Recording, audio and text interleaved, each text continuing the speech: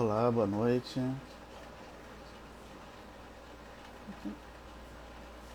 Boa noite, boa noite. Bem-vindos à nossa conversa hoje sobre um tema que está tocando a todos nós, né? Está aguardando a nossa companheira Patrícia Reis para conversar conosco hoje à noite. Bem-vindos, bem-vindos. A gente está feliz de poder promover esse espaço de conversa aqui no Instagram, pelo CERJ. É um canal que a gente não tem utilizado para conversar, para falar, para divulgar assuntos em vídeo, né? A gente tem participado promovendo lives, utilizando outras plataformas, mas aqui ainda não utilizamos. E aí a gente optou por usar o Instagram agora, uma outra plataforma, outra forma da gente chegar até todo mundo. Muito boa noite, pessoal que está chegando, bem-vindos. A gente está aguardando a companheira Patrícia chegar aqui e começar a nossa conversa, né? Para aqueles que não me conhecem, eu sou Adriano Almeida. Atualmente eu estou na direção da área de Relações Externas do CERJ, que é a área responsável pelo diálogo entre o nosso movimento espírita, entre a Federativa e o movimento espírita do Estado do Rio de Janeiro com a sociedade. Então a gente que tem feito essa ponte entre as instâncias da sociedade, boa noite, entre as instâncias da sociedade, os conselhos governamentais, as comissões e conselhos que o CERJ, enquanto instituição da sociedade civil, é convidado a participar. Então a nossa área que tem feito essa análise com a nossa equipe de coordenação e com companheiros que atuam em diversas áreas, seja na área da saúde, seja na área da análise social, para avaliar essa questão do retorno das instituições às atividades presenciais, né? Para essa, a gente tem feito, né, nos últimos meses, sempre emitido notas, a gente sempre tem emitido comunicados, documentos que falam da nossa análise em torno da situação que estamos vivendo no momento, a questão do número de casos, da subida de casos, da estabilidade, a gente vem conversando sobre isso. Um mês atrás a gente emitiu um documento um pouco mais longo solicitando as casas que começassem a se preparar, a se organizar, porque em algum momento nós iríamos reiniciar os trabalhos, porém num novo momento, né, num novo normal. Nós fizemos um vídeo conversando sobre isso, divulgamos para as casas espíritas, e agora a gente, esse mês, acompanhou ao longo de agosto, né, o número de casos que nós estamos tendo no Rio de Janeiro. A gente ficou até mais contente no início do mês, achando que permitiria uma retomada mais rápida. No entanto, não é o que nós temos visto, né, ao longo do meio para o final do mês. Então a gente mais uma vez emitiu nota agora, no início dessa semana, nossa nota de setembro, orientando a manutenção da suspensão das atividades presenciais. E aí, para conversar com a gente sobre essa situação, a gente convidou uma companheira nossa, né, espírita. Ela é da Congregação Espírita Francisco de Paula, no 12º CEU. Boa noite, pessoal que está entrando, muito boa noite. E também, ela, na congregação, ela é presidente do Conselho Deliberativo dessa instituição.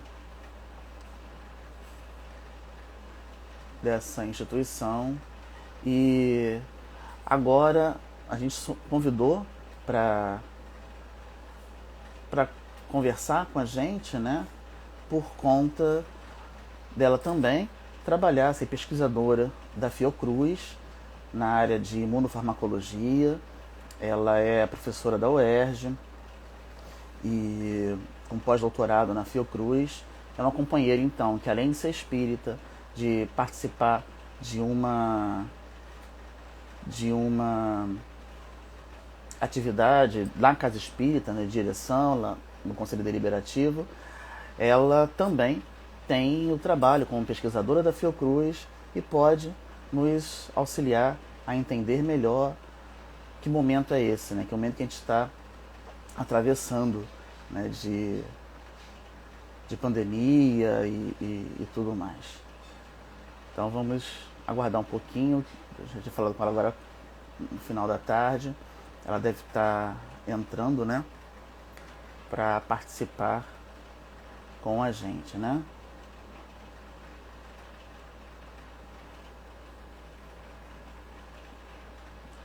Falando um pouco mais da nota que nós emitimos, como eu falei, nós analisamos a evolução dos casos ao longo desse mês de agosto. No início do mês, na primeira metade do mês de agosto, a gente percebeu que havia uma tendência a manter, né, o número de casos. Parecia que a gente tinha atingido algum controle no Rio de Janeiro, diferente do mês anterior, que ainda estava tendo um aumento grande de casos no interior do estado. E a gente achou que até poderia agora, já em setembro, começar a ter alguma forma de retorno presencial. No entanto, houve uma liberação, né, de vários segmentos ao longo do mês de julho e agora em agosto também. Vários segmentos do comércio, né, várias instituições começaram a retornar. Mas talvez tenha sido feito um pouco mais cedo do que o necessário, né? E aí a gente terminou por voltar atrás, tendo em vista que nas últimas semanas nós começamos a ter gradualmente um aumento novamente do número de casos no estado do Rio de Janeiro. A média veio subindo, ainda em algumas cidades do interior subindo mais rápido, mas também aqui na capital a gente começou a ter, não uma subida grande como nós tivemos há alguns meses atrás, mas sim a gente começou a ter uma retomada do número de casos. E aí por isso a gente optou por, nessa nota de setembro, ainda recomendar que nós mantivéssemos, o companheiro acabou de botar aqui na casa espírita deles, eles optaram por manter, nós sugerimos que as casas mantivessem as atividades presenciais suspensas. A gente tem conversado sempre que muitas instituições espíritas, nesse período da pandemia, desde o fechamento de março para cá, têm conseguido realizar atividades de outras formas, né? Ou utilizando o WhatsApp, que é uma rede que praticamente todos hoje em dia utilizam, né? Ou utilizando redes como plataformas de videochamada, como Zoom ou Google Meet, outras várias que existem. Nós sabemos que existe uma questão de acesso, né? Muitas pessoas talvez não tenham acesso. No entanto, é muito comum as casas nos relatarem, e a gente percebeu isso também no CERJ, que houve um aumento até do número de participantes, de pessoas que estão assistindo às reuniões, tanto reuniões públicas como até grupos de estudo, né? A gente tem visto essa questão, né? Muitas casas estão agora conseguindo um número grande de pessoas, de participantes. A gente está aguardando a Patrícia Reis. A gente achou que já teria entrado aqui. Vou ver se a gente consegue um contato com ela, né? Porque estava tudo certinho para ela entrar e começar a conversar com a gente. Não.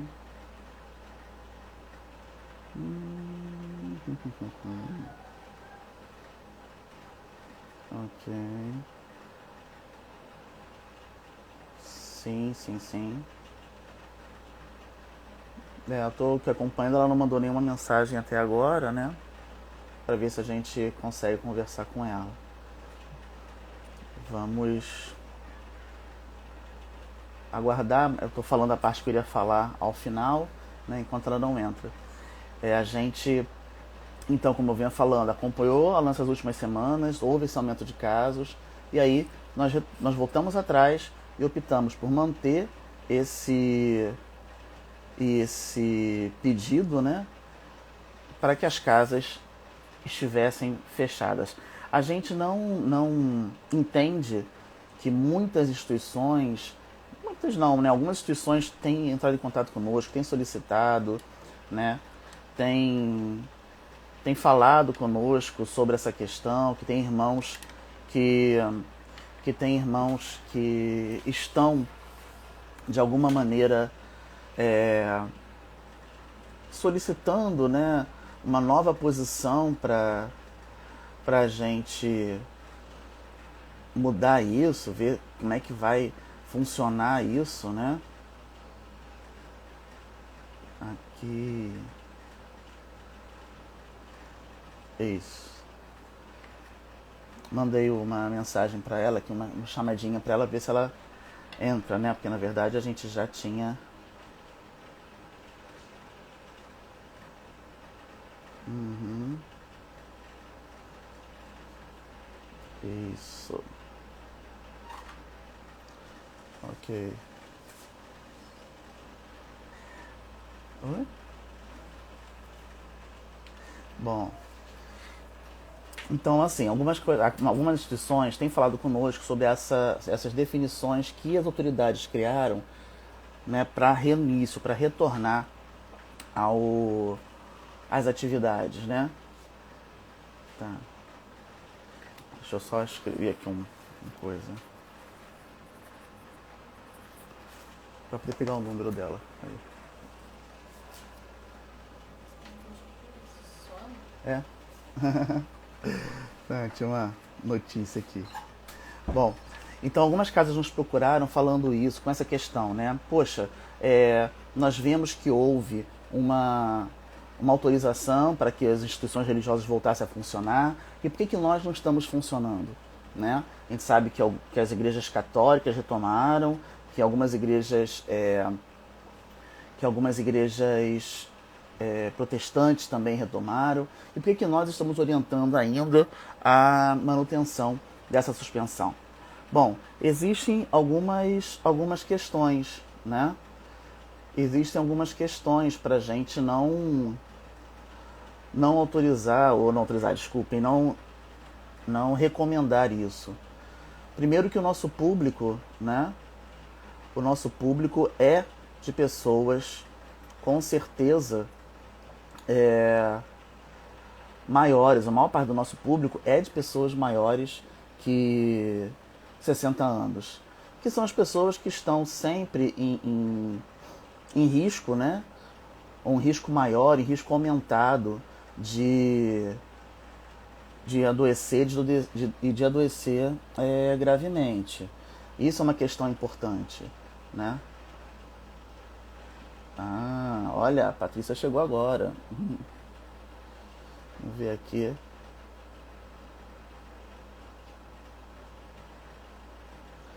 Oi, Patrícia, tô tentando achar você aqui pra.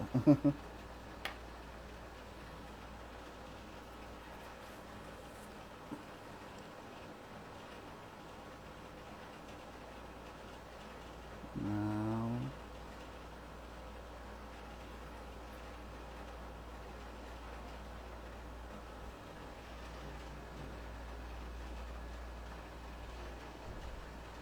Vamos ver aqui. Tô tentando liberar aqui a entrada da Patrícia pra gente conversar. Mas o convite dela que não tá aparecendo aqui. Isso.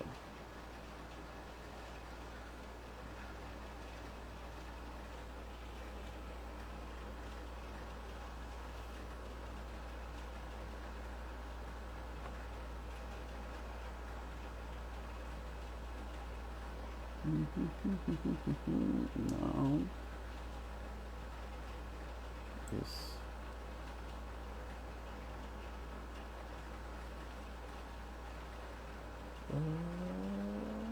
Isso. Acho que agora vai. Vamos ver.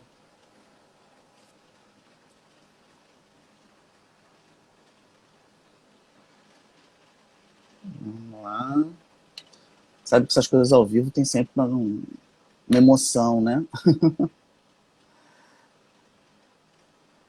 Patrícia, a sua visualização não entrou para mim, agora eu enviei para você o, o convite também de participação ao vivo. Vê se você consegue ver aí na sua tela.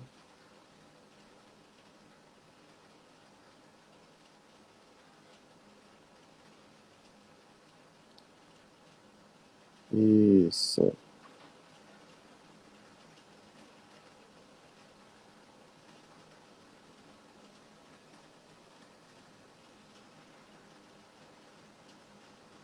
Coisas da tecnologia. Aqui aguardando só a Patrícia. Epa. Por que a Patrícia não está conseguindo participar?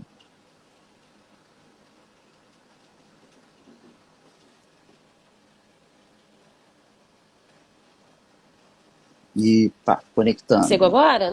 Ah, agora Ah, foi. conseguimos. Ai, ai. Conseguimos. Tudo bem, Menina, Patrícia? até a gente. Tudo bom, até a gente aprender isso aqui, mas vai. Uma hora vai. Muito bem, acho que agradecer as preces de todos que estão aqui no grupo. Mas agora Obrigado. foi. Agora foi, agora foi. Eu estava conversando aqui nesse tempo, explicando, né, falando, lembrando que a gente na área de relações externas do CERJ, a gente vem desde março, né, fazendo acompanhamento da evolução da pandemia e verificando a questão do número de casos e mantendo sempre a orientação de nós. Oi? Tudo bem, Patrícia? Ficou escuro. Ah, foi, voltou. Tudo, Ah, não, é porque me ligaram aqui. entendi. A gente vem mantendo sempre essa orientação, né, das atividades Uhum, presenciais ficarem suspensas, porque nós temos um público. Primeiro, nós temos um público, pensando só no nosso público inicialmente, né?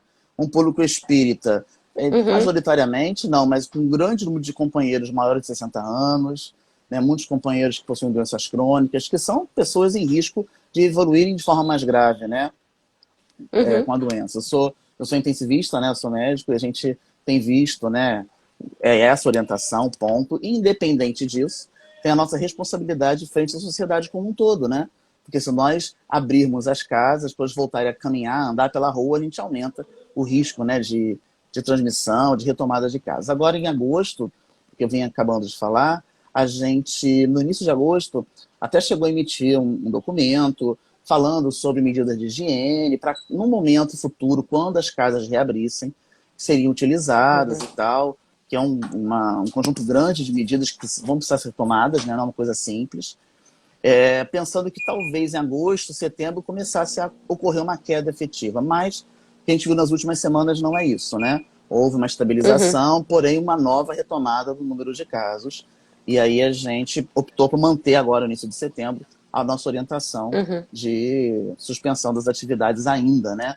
Manter mais um tempo essa suspensão das atividades, apesar de outras religiões estarem abrindo, estarem liberando, a gente acredita que não é algo responsável. E aí eu já tinha falado um pouco pro pessoal, que você é pesquisadora da Fiocruz, né? Você é professora da UERJ, então está lidando com a pesquisa em torno disso, né? Com as notícias em torno disso, no laboratório de imunofarmacologia da Fiocruz. E você também é da Congregação Espírita Francisco de Paula, presidente do Conselho Deliberativo, né? Então você está dos dois lados, né? Do lado da pesquisa, que está vendo como é que isso está Uhum. acontecendo, e do lado da direção de uma casa espírita, como dirigente de uma casa espírita, vendo também essa necessidade, esse desejo das pessoas quererem reabrir. Então, a pergunta, né, Patrícia, por que você acredita que não é possível ainda a gente retomar as atividades presenciais nas nossas casas espíritas? Primeiro eu queria agradecer a chance de falar um pouco. Eu acho que é importante essa visão científica e a gente discutir ciência também na casa espírita, porque a doutrina espírita envolve ciência. Então Sim. eu acho importante a gente ouvir esse lado da ciência.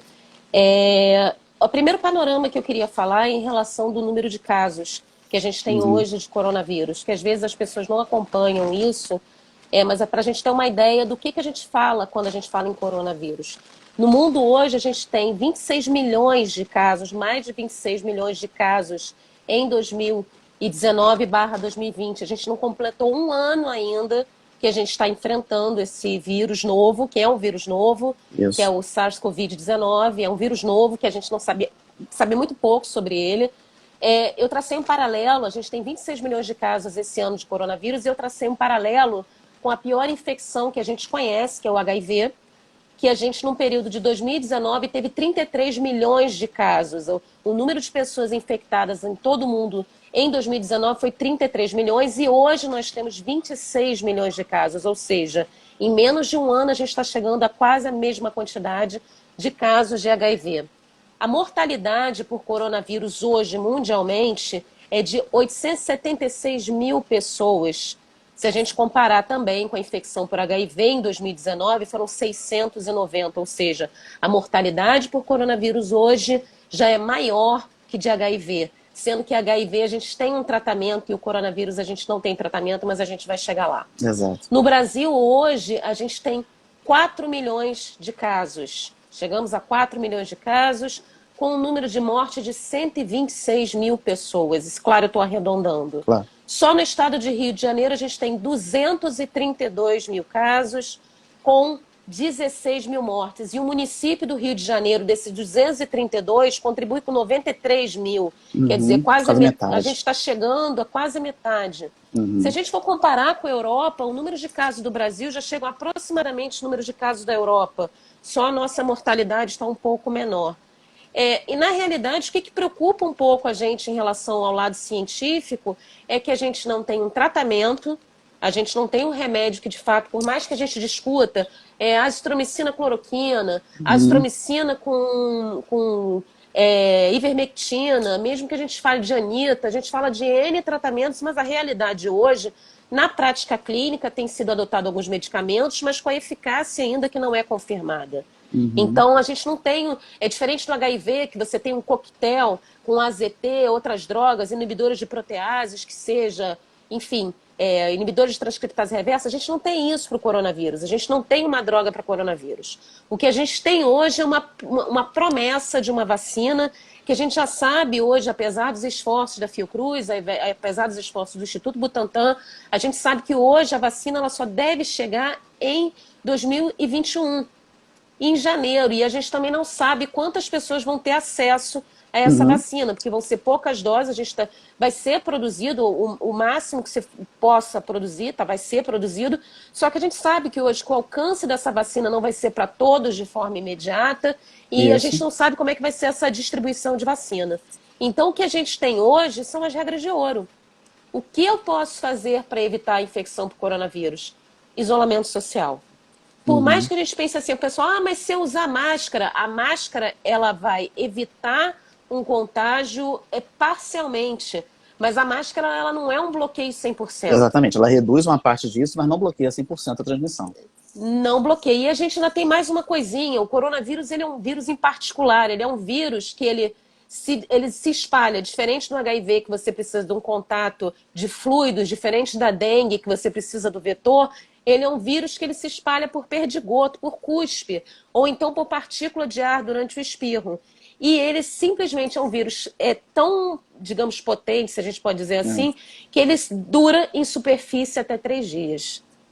Então, assim, a nossa regra de ouro para combate ao coronavírus é limpeza e isolamento social. Não tem outro. Hoje a gente não vislumbra outro tratamento que não seja esse.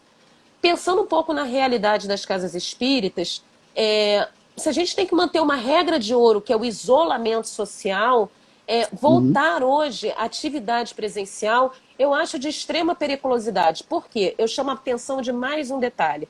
A gente, nos últimos dias, a gente tem acompanhado as liberações das fases no nosso estado, da fase em que abrem algumas atividades e outras atividades numa outra leva, e mais uma outra gama de atividades em uma nova leva. E foi permitido que as instituições religiosas fossem abertas em maio. No final de maio foi permitido, com Isso. regras também.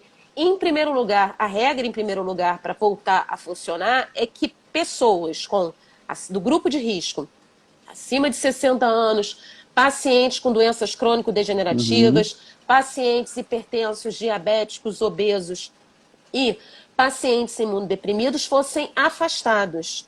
Se a gente pensar nas casas espíritas, majoritariamente a gente tem grupos de idosos. Então, Exatamente. assim, a gente vai ter que afastar esses idosos. Uhum. Então, assim, a gente poderia voltar a funcionar? Poderia, só que a gente primeiro tinha que afastar essas pessoas. Em segundo lugar, a gente tinha que ter condições na casa espírita de ter limpeza de 3 em 3 horas. Existem diversas regras. Se a gente pegar o diário oficial da prefeitura dizendo as regras para a casa espírita funcionar, casa espírita não, todas as instituições religiosas, a gente Uhum. vai ver que tem um corpo de regras a ser seguidas ali. E é claro, fica a critério de cada instituição seguir aquela regra. Mas, de novo, a regra básica é isolamento social. Será que as nossas casas estão prontas para fazer esse isolamento social? Eu acho que cada um tem que ter a Exatamente. consciência do seu funcionamento, dos seus participantes e ver. Se você afastar grupo de risco e mantiver o isolamento social, será que, de fato, vai ter quem vai trabalhar lá dentro? Eu, sinceramente, eu acho que dentro É dessas difícil. limitações que a Tem gente umas que... tem, não vai ter ninguém. Tem uma questão, né, que assim, que os voluntários da casa espírita, né, muitas vezes são as pessoas que já estão aposentadas, né, que têm um tempo maior para se dedicar à casa, e que são pessoas do grupo de risco, né? Exatamente. Um companheiro, o Mauro Medeiros, ele colocou aqui agora, né, que as evidências do Ministério da Saúde, do protocolo adotado do Ministério da Saúde, têm demonstrado excelentes resultados no tratamento precoce. Dizer que não há tratamento, ele acha muito extremista. Eu queria saber a opinião da Então, Patrícia, depois eu falo a minha opinião sobre isso. tem um artigo que foi publicado pela New England Journal of Medicine com um resultado de um estudo de coorte de pacientes com coronavírus leve, moderada e severa. Não tem diferença.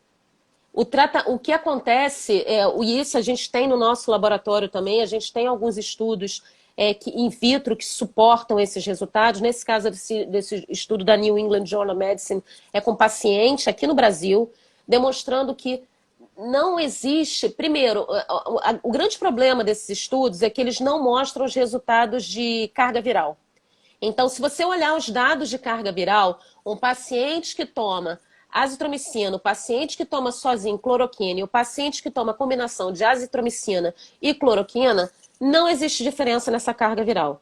Então, você não tem inibição de crescimento viral, que já seria super importante. Por exemplo, se eu tenho um paciente que ele é assintomático, mas ele tem carga viral. Esse cara ele não tem a doença, ele não vai ocupar o hospital, mas ele é um possível transmissor. Exatamente. Essa pessoa tomando azitromicina mais cloroquina, ele não tem redução de carga viral. Então, potencialmente, ele ainda é transmissor. Uhum. Então, assim, não existe nenhum estudo hoje que aí fala assim, a pessoa tomou cloroquina e ela melhorou. A grande questão é que os estudos têm mostrado que a pessoa que toma azitromicina com cloroquina, ele melhora em 10 dias. A pessoa que não toma nada, melhora em 11. Isso, em termos estatísticos, não é diferente. Exatamente. Significa que eu tomando ou não tomando cloroquina, o meu desfecho é o mesmo, eu vou melhorar. Então, por isso que existe tanta polêmica em cima do tratamento da cloroquina. Ou Tem a gente perguntando o que é carga viral. É a mesma coisa que quantidade de vírus. É a quantidade de isso, vírus que você tem circulante no seu corpo. Como ela não exatamente. altera essa carga viral, então tomar ou não tomar cloroquina não faz diferença.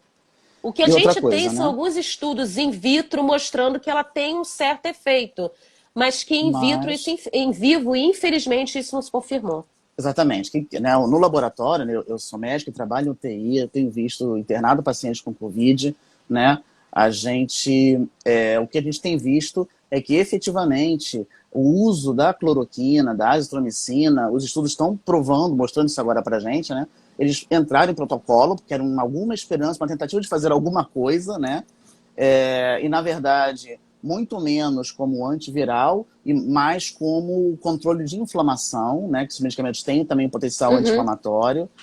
Tanto que a sim, única coisa que parece atuar de alguma maneira é o corticoide, bem no início da doença, mas mesmo assim, a depois de uma fase dexametasona. já não tem mais tanto efeito. Então, o que vem acontecendo efetivamente, que a gente tem visto, né, é que as pessoas, as crianças ou mesmo adultos, eles tem um desfecho muito igual, independente da medicação que a gente está tomando. Ou melhora, né, e continua portador do vírus, porque o vírus não é eliminado, como a Patrícia falou, a carga viral permanece, a quantidade de vírus que tem circulante permanece, ou tem um desfecho grave, né, morrendo ou não, porque ainda tem uma outra questão, né, Patrícia? Muitas pessoas têm a doença, saem, né, sobrevivem, porém tem várias complicações, várias sequelas que a gente nem sabe ainda quais são efetivamente, né?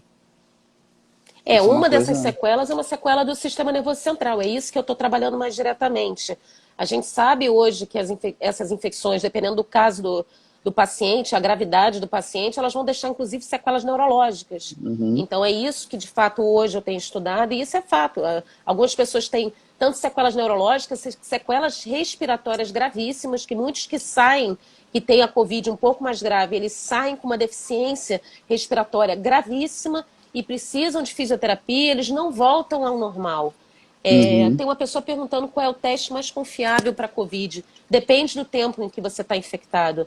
O paciente mais agudo, o teste mais confiável é o PCR ainda. O paciente que já teve Covid ou é assintomático, o teste o melhor é o teste mais rápido, que dosa IgG, para ver se a pessoa fez imunidade contra o vírus. Então, tem 2 tipos de teste. Depende da fase da infecção que você E está. ainda existe, no caso do Covid, né, porque foram testes que também não tiveram uma ampla análise antes de colocar em prática, ainda são testes que apresentam muito falso negativo, né, ainda são testes que Sim. não são plenamente confiáveis, né? A sensibilidade não é muito boa, nem a especificidade deles. Né? Pois é, o problema todo é que a Covid a gente sabe muito pouco. Uhum. E é isso que a grande dificuldade que a gente tem hoje, cientificamente falando, é que tudo é novo. Então, assim, por isso que talvez o comportamento de fazer o isolamento social, que foi a primeira medida recomendada pelo Ministério da Saúde, pela OMS, por isso que talvez ela seja a medida, quando possível fazer o isolamento social, ela é talvez a mais efetiva e a mais segura, porque a gente Uhum. sabe muito pouco sobre o vírus. Então, como a gente não sabe muito que fala sobre ele, não tem tratamento, o ideal é a gente se preservar da melhor forma possível. E hoje essa melhor forma possível é com o isolamento social. E é isso que a gente tem recomendado, até dentro da Casa Espírita. Eu dou o meu posicionamento. É claro que hoje, inclusive a casa que eu frequento, tem seguido muito aquilo que a CERJ nos diz, mas o posicionamento que a gente tem é esse: escutar o que a ciência está trazendo e Uhum. servir isso para balizar a gente do que vai ser feito. A grande questão é que a gente foi pego completamente de surpresa. Então, até para você abrir uma casa, dizer como abrir essa casa, a gente tem que pensar como. E uma outra coisa que Exatamente. eu vou chamar a atenção aqui. Na última semana, é importante que as pessoas comecem, nesse período, a gente lá no laboratório, desde o início, a gente tinha determinado que o coronavírus ele talvez viesse em 2 ondas. Uma onda com pico de Uhum. infecção até julho, agosto desse ano, e que talvez com as medidas de reabertura a gente tivesse uma segunda onda de infecção, que viria em torno do final do ano. Se as pessoas Uhum. entrarem no site do coronavírus do Ministério da Saúde, elas vão ver que a gente teve um período que a gente teve um pico de infecção e mortalidade. Há 2 semanas, epidemiológicas, a gente teve uma queda. E essa semana a gente teve uma triste notícia de um aumento do número de casos. Eu espero Exatamente. que isso seja apenas uma variação em relação a esses Uhum. números de casos, mas a gente tem uma preocupação de que, na verdade, essa variação esteja associada à reabertura.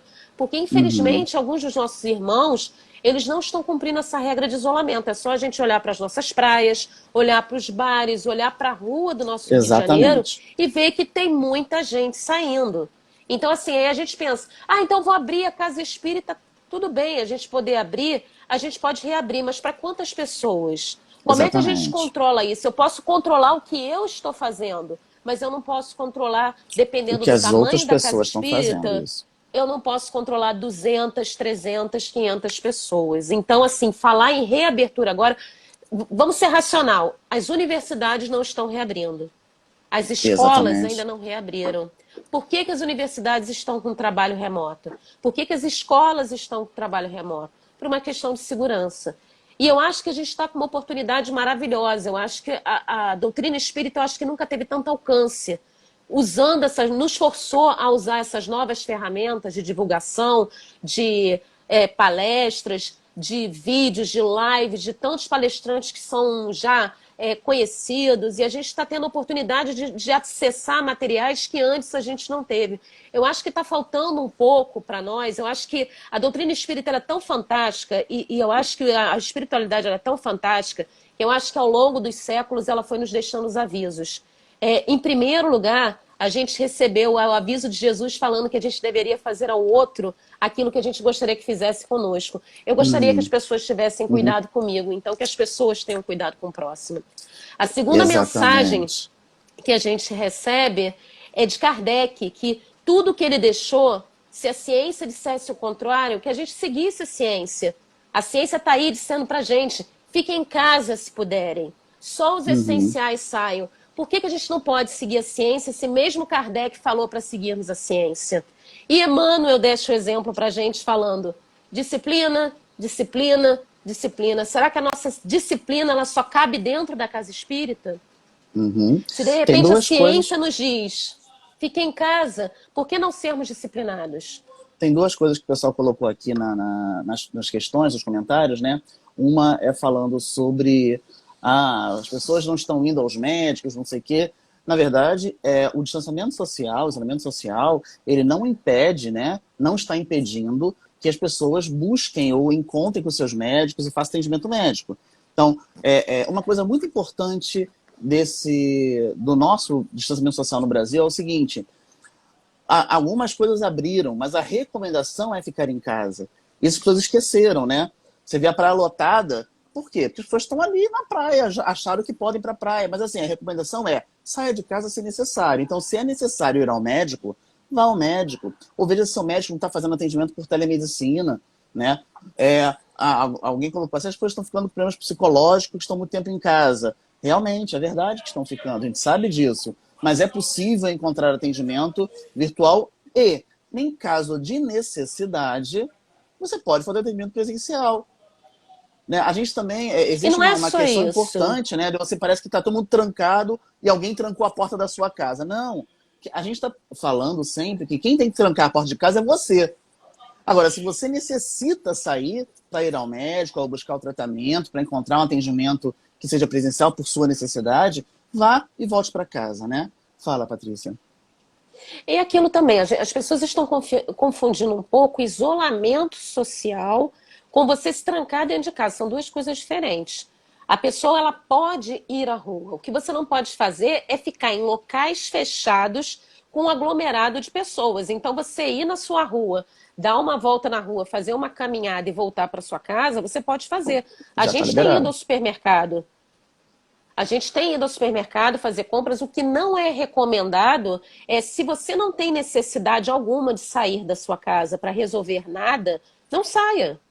Não vá para a rua para não fazer nada. Vá quando você tiver necessidade de resolver alguma coisa. A casa espírita, por mais que eu entenda que seja uma necessidade nossa, hoje em dia, inclusive a nossa casa e outras casas, eu acredito que estejam fazendo também, tem disponibilizado bastante material online. E eu acho assim, às vezes eu escuto determinadas coisas, as pessoas falando, mas eu não estou indo à casa espírita, então não estou protegido. Não é só dentro da casa espírita que a gente tem proteção. Na nossa casa nós temos também, desde que a gente se mantenha em oração. A proteção não está apenas dentro da casa espírita. A proteção está em cada um de nós. Se a gente atrai com pensamentos positivos, através dos nossos esforços para se melhorar, através dos nossos esforços para pensar melhor, inclusive vibrar para essa situação passar mais rápido, esse é o nosso trabalho. A impressão que me dá, isso aí é a minha opinião pessoal, é que a gente está passando esses anos todos, a gente teve as revelações, a gente teve a doutrina espírita para nos esclarecer, e aí chegou o nosso teste. Agora a gente é aquele momento que nem quando a gente está na escola, a gente aprendeu a nossa matéria. A gente foi ensinado, a gente passou, os professores ensinaram a matéria pra gente, e agora chegou a hora da nossa provinha. E a gente tem que fazer a nossa provinha de comportamento. E a gente não pode falhar. A gente não pode falhar miseravelmente de chegar agora e falar, não, tem que abrir, porque se a gente não estiver dentro da casa espírita, eu não estou protegido. Se eu não estiver dentro da casa espírita, eu não tenho a vibração dos espíritos. E aí a gente cai no erro daquela história da fora da igreja não há salvação. Exatamente. Concordo. E não é isso, não é. Deus tá, então quer dizer, Deus só está dentro da casa espírita? Os espíritos só estão dentro da Deus casa está em todos espírita, os né? lugares. Será que coitadinhos dos espíritos, eles estão Ficam presos em trancados quatro na casa paredes? espírita, exatamente, Então, exatamente. exatamente é isso. Então, a gente tem que pensar que eles estão todos ao nosso, trabalhando, se esforçando, como sempre estiveram. Eles estão Uhum. trabalhando em prol da humanidade, estão trabalhando ao nosso favor.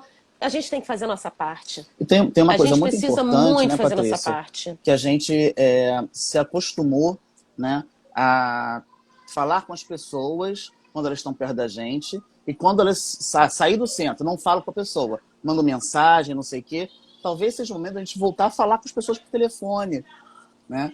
Então, assim, o companheiro não consegue ter acesso ao grupo virtual. Liga para ele, né? Conversa com ele por telefone. É possível conversar com ele por telefone, né? Então, é possível você fazer atendimento espiritual por telefone. Converse com um companheiro, dá atenção ao companheiro. Então, é importante isso. A gente lembrar que existem outras formas. A gente vê muito isso, né? As pessoas criticando, por exemplo, quando nós do SERJ colocamos a suspensão da atividade presencial, dizendo que tem irmãos que não têm acesso à internet. Mas a gente consegue falar com as pessoas por telefone, né? Então é possível a gente fazer também esse atendimento, não é verdade? É verdade, a gente pode. Você sabe que um determinado irmão não tem acesso por telefone, vamos nos comunicar, vamos fazer a caridade. Está na hora da gente fazer caridade. Se eu sei que as pessoas têm muita dificuldade, eu entendo também a dificuldade que as pessoas têm hoje em dia de ficar em seus lares. A gente sabe dos casos das pessoas que têm ficado em suas casas, os conflitos que têm surgido, mas é hora da gente fazer, é o momento da gente entender que é um momento de reflexão. A Uhum. gente tem que fazer essa reflexão e começar a pensar nos aprendizados que a gente recebeu mesmo, que se a gente está passando por essa situação, não é porque Deus esqueceu de nós. É porque é a Uhum. nossa necessidade de passar por isso. Então, que a gente se apegue nos ensinamentos que foram deixados para a gente, da paciência, da fé, da esperança e saber que Deus está no comando de tudo. Se a gente cada vez. É aquilo que é exatamente que eu falei, é uma prova. É o momento de confiar. Se a gente entra em desespero e acha que só fora da casa espírita não há salvação, a gente vai passar por essa no desespero. Então, enfim, é o momento da reflexão, que a gente tem que pensar, que a gente tem que conviver melhor, saber estar melhor, praticar o amor, praticar a paciência, praticar a caridade. É o momento da prova. Uhum. Agora que os espíritos estão dizendo, você ficou lá na casa espírita, você escutou palestra, você tomou passe, tá aqui sua prova. Será que a gente quer falhar? E é uma questão Senão não adianta. Para que a importante, gente ficou esse tempo todo? a gente tem dito sempre, né, nos comunicados que a gente do SERJ faz, né, que eu escrevo com a equipe da área de Relações Externas, da diretoria do SERJ, que essa é uma recomendação, né, não existe, na nossa religião, né, não existe papa, então não é o que o SERJ diz ou a FEB fala que as casas vão fazer. Então é uma recomendação baseada no estudo científico, no que a literatura científica está dizendo para a gente, nas conversas que nós temos com vários companheiros, como estou tendo com a Patrícia agora, a gente conversa com outros companheiros que trabalham em outras instituições também, e pautando a nossa recomendação nesses dados científicos, epidemiológicos e clínicos e de pesquisa, né? Mas se a Casa Espírita desejar abrir, a Casa Espírita pode abrir porque ela não é proibida. No entanto, esse chamado que a Patrícia fez agora é muito importante. Qual é a minha responsabilidade, enquanto dirigente da Casa Espírita, de reabrir a minha Casa Espírita? Né? A minha responsabilidade é porque eu posso achar que está tudo bem comigo, né? Mas os frequentadores da minha Casa Espírita, eu vou expô-los a uma aglomeração, vou expô-los a andar pela rua, pegar transporte público, né? Então, qual é a nossa responsabilidade frente a esse momento? Porque eu, pessoalmente, posso até achar, eu, Adriano, que eu vou abrir o centro, vou lá para a congregação abrir o centro. Ok, mas qual é a minha responsabilidade frente a todos os outros que vão estar ali também? Eu acho que esse é um ponto que às vezes as pessoas esquecem, né? Que a nossa decisão, ela atinge, enquanto dirigentes, a um número muito grande de pessoas. O dirigente espírita tem que pensar nisso, né? E o que é preocupante é a questão de Sim. que é uma doença que às vezes você fala, tudo bem, a gente abre a casa espírita, a gente se prepara com pessoas com termômetro, a gente prepara o voluntário para receber, mas tem um detalhezinho do assintomático, que a Isso. pessoa que está com o termômetro do lado de fora, a pessoa que está ali com álcool gel, ela não sabe que tem a pessoa assintomática. essa pessoa sintomática, dentro de um espaço em que você tem muitas pessoas, como é que você controla essa infecção? E eu ficaria extremamente em pânico se eu descobrisse, por exemplo, eu trabalho na Fiocruz, a minha chance de contaminação ela é alta. Eu ficaria desesperada se eu soubesse que eu me contaminei, eu sou assintomática, eu fui para o meio de uma reunião espírita, de repente eu contaminei alguém e eu matei uma pessoa. Eu acho que as pessoas às vezes não param para pensar nisso. Pensam muito no, mas eu me infectei, se eu me infectar tudo bem, eu me cuido. Se eu me infectar, de repente para mim vai ser uma gripezinha. Pode até ser, mas o problema é que eu posso contaminar alguém. E aí se eu Uhum. contaminar alguém e eu mato alguém, a responsabilidade que eu carrego em relação a isso. Em relação a ter alguém falando assim, eu só volto quando tiver a vacina. Eu vou dar um posicionamento também sobre vacina. A gente tem uma expectativa muito grande da vacina que vai chegar em janeiro. A gente está torcendo muito para que ela funcione, mas nem isso para a gente hoje é uma certeza. A Exatamente. gente sabe que os testes clínicos, uma vacina, para ela ser considerada eficaz, eficiente, uma vacina que funciona, a gente precisa de tempo para analisar. A gente precisa de uma grande abrangência de população para a gente saber que ela funciona, coisa que a gente não vai ter, Uhum. porque ela vai ser usada em critério de emergência. Então, assim, eu não tenho como dizer que ela é efetiva. A gente só vai saber com o tempo. Nós vamos ser cobaias do nosso tempo, porque a gente não Exatamente. vai ter como prever isso. Então, assim, a gente tem muita esperança na vacina, mas ela não quer dizer que é a salvação. É isso. Desculpa. A Paty perguntou aqui agora, que ela fala que tem dúvidas sobre uma nova onda de infecção, se serão pessoas que não se contaminaram ainda, ou se aquelas que já se contaminaram também poderão adoecer. Essa é a parte legal do coronavírus. Ele é tão bonzinho que pode ser as duas coisas. Tanto a gente pode ter novos casos de pessoas que nunca se contaminaram, como a gente já tem trabalhos hoje mostrando que alguns vírus eles mutam e pessoas que já tiveram uma determinada cepa do coronavírus, elas podem se reinfectar. Por isso que, de novo, cuidado em relação ao contágio, porque a gente não sabe... a questão do isolamento social é justamente essa, porque eu posso já ter me contaminado e me contaminar de novo com um vírus mutado, porque o meu sistema imune está preparado por uma determinada cepa, ou então simplesmente eu posso nunca ter entrado em contato com o vírus e de repente me contaminar pela primeira vez. Então a infecção ela pode vir por duas vias. Na Espanha já existe um relato de caso de pessoas que se contaminaram com o coronavírus, que foram internadas por coronavírus e se reinfectaram. Então, Uhum. assim, as duas coisas podem acontecer. Então, por isso que hoje a gente tem esse cuidado do isolamento social, ele é importante, porque a gente ainda.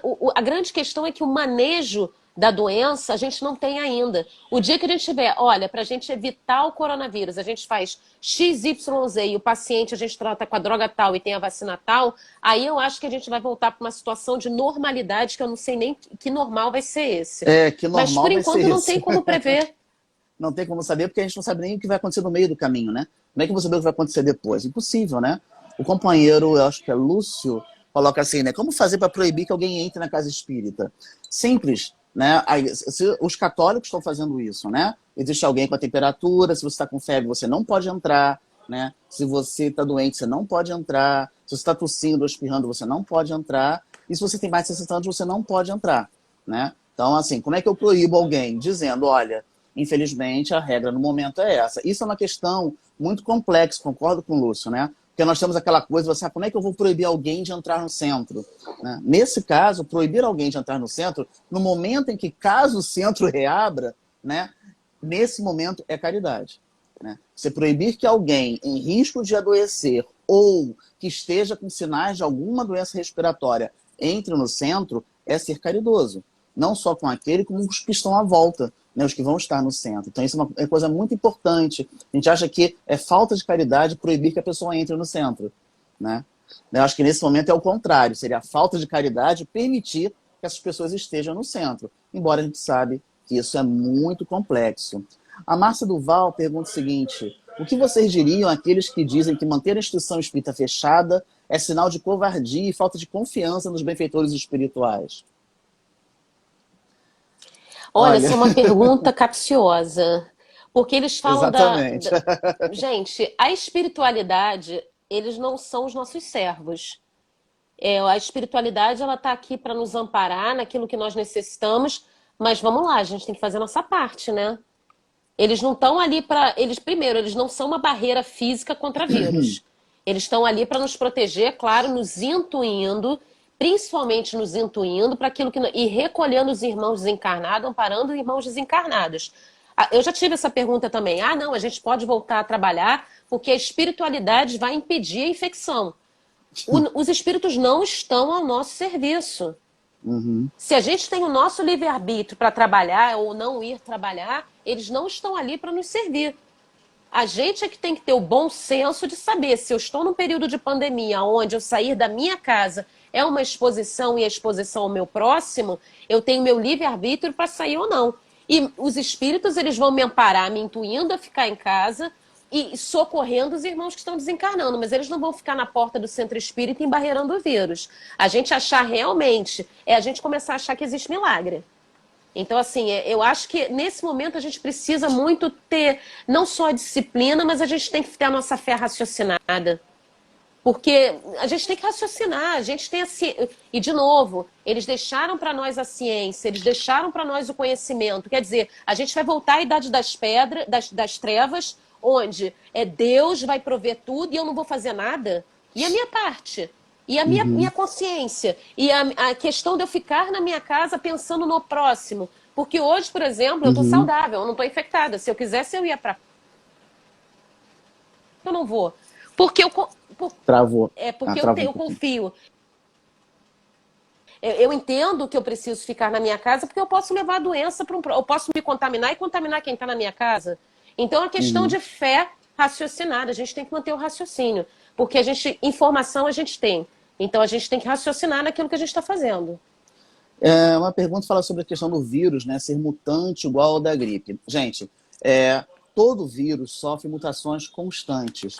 Tanto que, por exemplo, a vacinação contra a gripe, o H1N1, H3N2, né, são vacinas que precisam ser repetidas na população de risco anualmente, né, que você revê, você reanalisa e refaz. Primeiro pelo tempo, que ela não tem imunidade definitiva, né, vamos colocar assim, e porque existem mutações ao longo do período. Todo vírus sofre mutação. Ele não é mutante igual ao da gripe, ele é um outro vírus, né? E que ao longo do tempo ele vai ocorrendo mutações, sim, e além disso, os vírus têm sorotipos, né? Tipos diferentes. Né?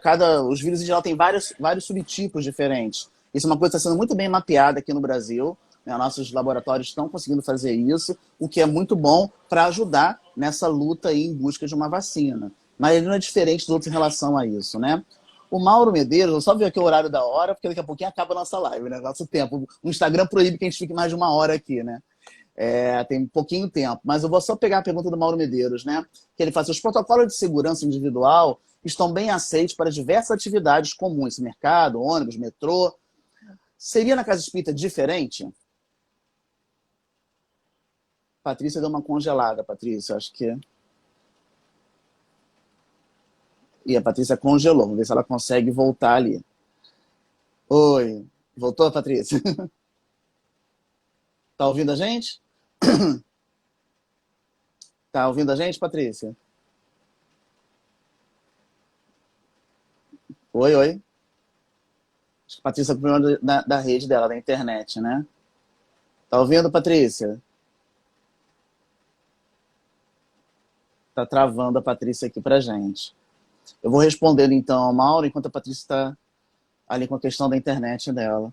Os protocolos de segurança individual, eles são aceitos, ok, são aceitos. Mas eu queria que a gente pensasse primeiro na necessidade premente de eu estar no transporte público, se eu necessitar de estar no transporte público. Não é porque eu tenho regras para a utilização do ônibus ou do metrô que eu preciso estar no ônibus ou no metrô. Né? Eu vou utilizar se necessário. O supermercado, imagine o tamanho do supermercado. Né? Existem limitações de quantas pessoas podem entrar. E o supermercado ele é uma necessidade de muitas pessoas. Né? Na casa espírita seria diferente. A casa espírita teria protocolos mais rígidos, porque é um espaço fechado. Né? É um espaço onde você tem uma aglomeração maior do que no supermercado, por exemplo. E você tem, com certeza, concentração e mais pessoas com doenças crônicas, como a Patrícia falou. A Patrícia caiu agora, vamos ver se ela consegue retornar nesse finalzinho, né? Deixa eu ver se tem mais alguma coisa aqui. Para a gente caminhar para o final. Se a Patrícia voltar, a gente permite que ela fale ainda mais um pouquinho para a gente fechar, embora esteja chegando ao final do nosso horário. Deixa eu ver a Aline. Ok, não precisa estar na casa espírita para praticar caridade. Lúcio, o templo religioso não é serviço essencial. Exatamente, né? Aquela história de fora da igreja não há salvação, né? Não existe isso, né? Preciso pensar sobre procedimentos de flexibilização que estão sendo feitos de maneira falha. A gente precisa lembrar muito disso. Tem muita gente na rua que não deveria estar na rua, né? Se eu estou trabalhando em casa, se eu não tenho por que ir para a rua, né? Para que eu estou na rua, né? Eu acho que é assustador você olhar uma foto de final de semana e ver a praia de Ipanema lotada, né? Isso é assustador. A gente não tem como acreditar que isso a gente vai entender como deveria ser e a verdade. Não pode, né? Mais de 60 não pode entrar, não deveria entrar em nenhum local, né? Keila falando, né? Na verdade, pessoas com mais de 60 anos deveriam estar em casa, né? Não deveriam nem sair de casa. A gente sabe que algumas pessoas com mais de 60 anos não têm quem faça compras para ela, quem vá à farmácia para ela, né? E aí o ideal seria, se ela puder, que ela receba em casa essas coisas. A gente aqui na nossa região tem tido vários companheiros que têm feito compras para irmãos que são maiores de 60 anos, para evitar que eles saiam de casa. Então, pessoas com mais de 60 anos, está no protocolo do Ministério da Saúde, daqui do Rio de Janeiro, a Secretaria de Saúde do Rio de Janeiro também está no protocolo, informando isso, que essas pessoas não podem entrar em estabelecimentos fechados, não podem entrar nos templos religiosos, né? Então, porque elas possuem sim um risco maior de evoluir com formas mais graves de doença. Ok? Já algo sobre a medicação da temperatura com infravermelho na testa. Sim, a medição de temperatura com infravermelho, ela é validada, tá? E se faz mal à pineal, eu não vi nada sobre isso, não. Na verdade, que eu saiba, não. É uma avaliação que é validada de temperatura para que você evite o contato com a pessoa que pode estar doente, ok? O critério é a temperatura também, e outros, né? Como idade, portador de doenças, esse é um critério importante. Importante, né? A fé não exclui a prudência, né? Foi colocado aqui para a gente lembrar, isso é importante a gente lembrar também o tempo inteiro. Gente, a gente está chegando ao final, deixa eu ver se tem mais alguma questão aqui. Sim, as pessoas vão ter coragem de pedir, né? Eu acho que é difícil.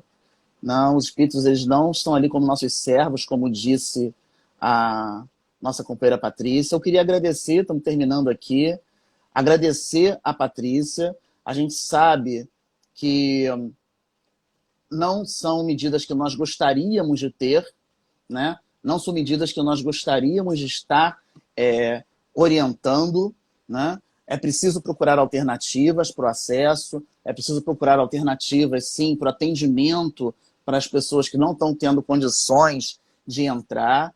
É claro, Mauro, que cada caso é um caso, a gente tem que entender que cada caso é um caso, e aí vai a responsabilidade do dirigente. Porque dizer que vai abrir porque tem pessoas que necessitam, não está analisando caso a caso, né? Está analisando de forma geral, esquecendo das dificuldades. A gente quer agradecer muito a Patrícia Reis, que esteve com a gente aqui. Oi, Patrícia, ela voltou aqui. A gente tem um minutinho, né, para fechar a nossa live, agradecendo a Patrícia, ela conseguiu voltar e dizer tchau, mas a gente está acabando aqui. Ela vai entrar, se ela conseguir. Agora eu consegui voltar. Para a gente poder dar tchau para o pessoal que a gente está fechando. Obrigada, Patrícia. Nada, que isso. E assim, a gente está sempre à disposição para quem quiser, para tirar dúvida, a gente está aí, porque o importante é a gente se esclarecer, que a gente sabendo com o que a gente está lidando, fica mais fácil a gente se defender contra a infecção, não só contra isso, e também para esclarecer os nossos companheiros daquilo que a gente precisa fazer e ter o melhor comportamento nesse momento, que eu acho que é um momento em que a gente precisa agir em conjunto, a gente tem que pensar no conjunto, não adianta eu pensar só naquilo que eu quero, aquilo que eu preciso, mas pensar no coletivo, é o grande momento. A nossa missão agora, gente, honestamente, 10 segundos, é Patrícia. pensar no coletivo. Gente, Um beijo Obrigada a grande em todos, todo mundo. Muito obrigado pela nos audiência cuidemos. aí. Vê o vídeo no Obrigada YouTube pelo lá depois também que a convite. gente vai deixar lá. Obrigado a você, Patrícia.